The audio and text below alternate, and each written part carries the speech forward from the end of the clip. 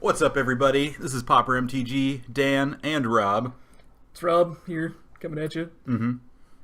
So what are we playing this week, Rob? Well, today we have an interesting deck that I have discovered from the bowels of the internet. Okay. Which I believe personally to be the best combo deck in Pauper after the Cloud of Fairies banning. Wow. I know that's hard to believe, but let's go through the deck list and I'll let you make the judgment for yourself, viewer. Starting with the lands, we got 3 copies of Evolving Wilds with the cool new art. Look at that art. Wow. What do you think of that art?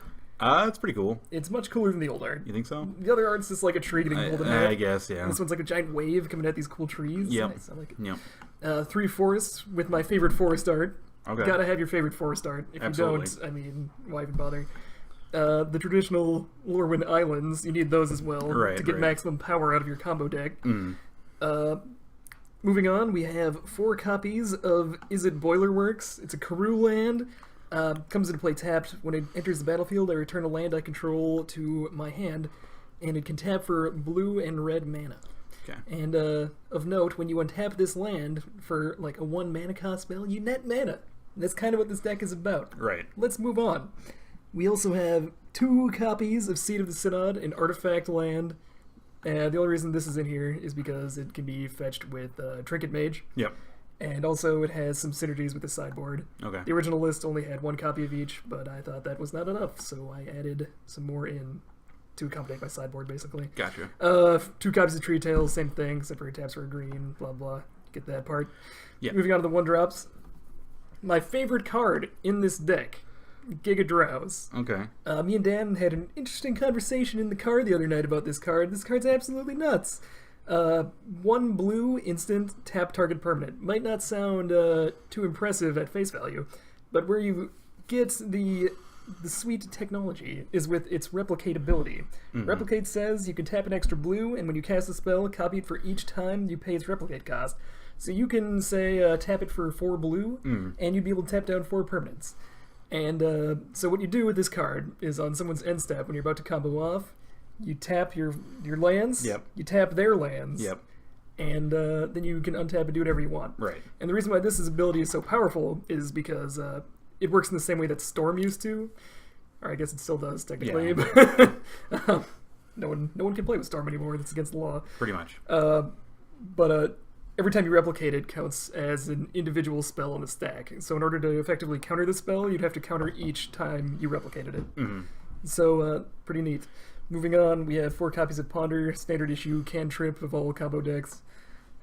Also 3 copies of Preordain. In the original list, this card was Brainstorm, but I found I kept on like not being able to like fetch things after I brainstorm, so it would just kind of be like, great.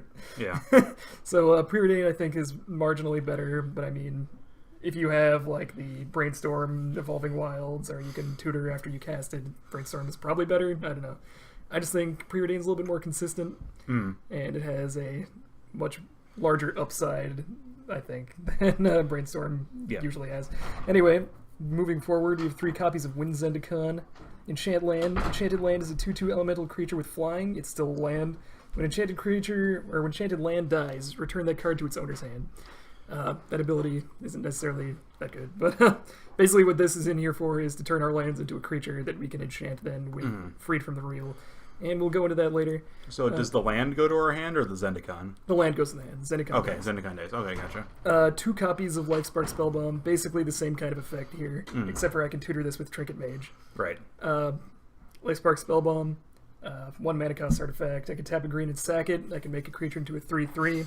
Or if otherwise I have like a Wind Zendikon in hand and I don't necessarily need the Spellbomb, I can just always cycle it. So that is what it is. 1 copy of Viridian Longbow. This is one of the win cons in our deck that we can tutor with Trinket Mage. 1 mana cost artifact. Equip creature has tap this creature, deals 1 damage to target creature or player. Equip costs 3. Yep. Onto the 2-drops. We have 3 copies of Muddle the Mixture, counter target instant or sorcery spell. It has the ability to transmute itself, which means I can discard this card, search my library for a card with the same converted mana cost as this card. So this can act as sort of a defense against some things, I guess, but most of the time you're going to be casting this card for its transmute cost, and that can reach our combo pieces, such as Fertile Ground, as well as Pyromatics, which functions in this deck very similarly to Viridian Longbow would. Okay. But Pyromatics can be cast with only red mana. Yep. And occasionally you won't be able to put a Fertile Ground on something, and you'll just have like an Is It Boiler Works. Yep. And this can tap infinitely, but you'll only be netting red mana, you see? Yeah, I gotcha. Okay.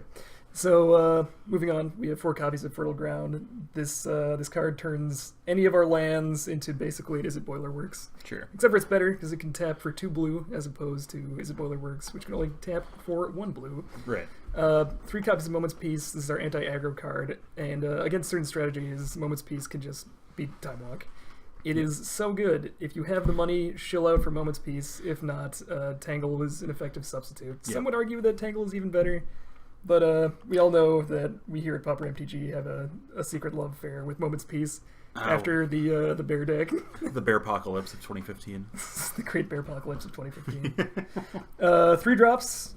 We have 3 copies of Drift of Phantasms, another card with Transmute. However, this one searches for 3 drops. Very rarely you can cast this guy as a 0/5 with Defender and Flying. Yeah. I mean, against some things you just want to have like an extra bit of life. Sure.